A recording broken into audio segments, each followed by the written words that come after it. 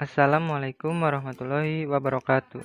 Perkenalkan, nama saya Ilham Nur Wahid dari kelas 11 Kimia Analisis B, absen 16. Di sini saya akan mempresentasikan praktikum tentang penetapan kadar asam fosfat. Praktikum ini dilakukan dengan tujuan dapat menentukan kadar asam fosfat dengan indikator pp dan dapat menentukan kadar asam fosfat dengan indikator MO. Dasar teori.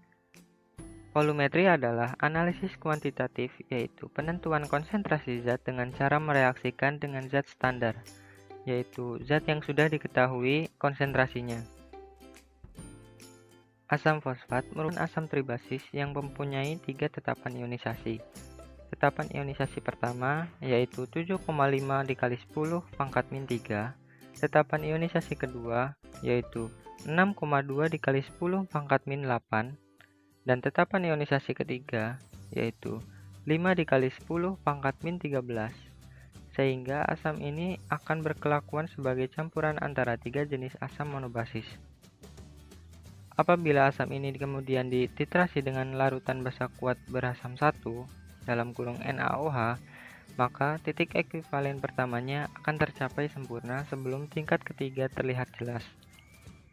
Dalam hal ini, besarnya pH larutan pada titik ekuivalen pertama yaitu 4,666, pH larutan pada titik ekuivalen kedua yaitu 9,754, dan pH larutan pada titik ekuivalen ketiga yaitu 12,11.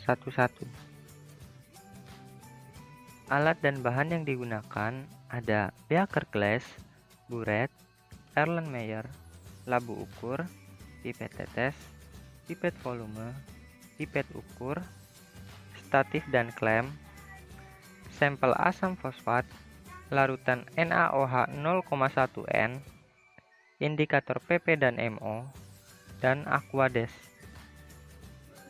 Prosedur kerja. Yang pertama, analisis pendahuluan. Pada analisis pendahuluan, mula-mula sampel diambil 0,5 mili dan dimasukkan ke dalam Erlenmeyer dan ditambahkan 30 mili Aquades. Kemudian, ditambahkan 2-3 tetes indikator pp. Buret disiapkan dengan larutan NaOH 0,1, lalu dilakukan titrasi sampai warna pink seluas.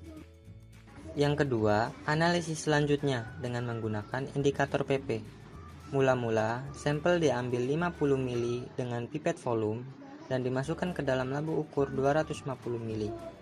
Kemudian, ditambahkan Aquades hingga mendekati tanda batas dan keringkan leher labu ukur dengan kertas saring yang dililitkan pada batang pengaduk. Setelah leher labu ukur dikeringkan, ditambahkan kembali Aquades hingga tanda batas menggunakan pipet tetes. Lalu ditutup dan dihomogenkan.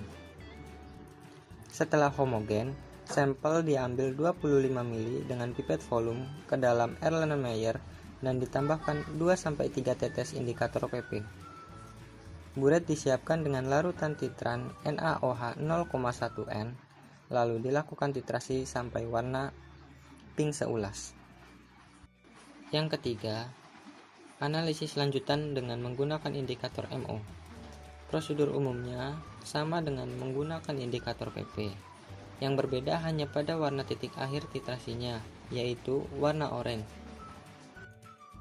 Reaksi yang didapat yakni sebagai berikut. Data pengamatan dan perhitungan. Pada analisis pendahuluan, didapat data pengamatan yakni volume sampel 0,5 mili, normalitas NaOH 0,1015 N, dan volume titar 2,53 mili. Dari hasil perhitungan, didapat normalitas sampel yakni 0,5136 N. Karena konsentrasi sampel lebih dari 0,4 N, dilakukan pengenceran, sehingga didapatkan volume sampel yang diencerkan yaitu 50 mili.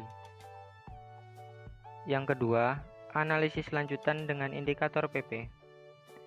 Pada analisis lanjutan, dilakukan titrasi sebanyak 2 kali, sehingga didapat data pengamatan yaitu volume titar 1 30,23 mili dan volume titar 2 30,27 mili, sehingga didapat rata dari volume titar yaitu 30,25 mili. Dari data pengamatan tersebut dilakukan perhitungan kadar asam fosfat dengan rumus Fp dikali volume titar dikali N dikali Be per volume sampel dikali 1000 dikali 100%, sehingga didapat kadar asam fosfat pada sampel sebesar 3%. Yang ketiga, analisis lanjutan dengan indikator MO. Pada analisis lanjutan ini juga dilakukan titrasi sebanyak 2 kali, sehingga didapat data pengamatan yaitu volume titar 1 15,17 mili, volume titar 2 15,15 mili, sehingga didapat rata yaitu 15,16 mili. Dari data pengamatan tersebut dilakukan perhitungan kadar asam fosfat dengan rumus Fp dikali volume titar dikali N dikali Be per volume sampel dikali 1000 dikali 100%, sehingga didapatkan kadar asam fosfat pada sampel sebesar 3%. Pembahasan. Pada praktikum penetapan kadar asam fosfat dilakukan 2 tahapan. Tahapan pertama yaitu analisis pendahuluan. Tahapan ini dilakukan untuk mengetahui dan memperbaiki konsentrasi sampel sebelum masuk ke tahapan kedua. Pada tahapan ini, apabila konsentrasi lebih dari 0,4 N, maka perlu dilakukan pengenceran terhadap larutan sampel tersebut. Tahapan kedua yaitu analisis lanjutan. Tahapan ini dilakukan untuk mencari kadar asam fosfat. Pada tahapan ini, kadar asam fosfat dicari dengan 2 cara, yaitu menggunakan indikator pp dan MO. Setiap cara diambil sampel sebanyak 50 mili yang akan dilakukan pengenceran dengan labu ukur 250 mili dan kemudian dilakukan titrasi sebanyak 2 kali pada setiap indikator dengan larutan NaOH 0,1 N sebagai larutan standarnya. Titrasi menggunakan indikator pp dan MO prosedurnya sama. Yang berbeda yaitu pada warna titik akhir titrasinya. Pada titik akhir titrasi menggunakan indikator pp, warna larutan sampel akan terlihat perubahan menjadi pink seluas. Sedangkan dengan indikator MO, warna larutan sampel akan terlihat perubahan warna menjadi jingga atau oranye. Dari hasil perhitungan didapat kadar asam fosfat sebanyak 3%. Baik menggunakan indikator pp ataupun MO. Sekian yang dapat saya sampaikan mengenai praktikum penetapan kadar asam fosfat. Kurang lebihnya mohon maaf. Wassalamualaikum warahmatullahi wabarakatuh.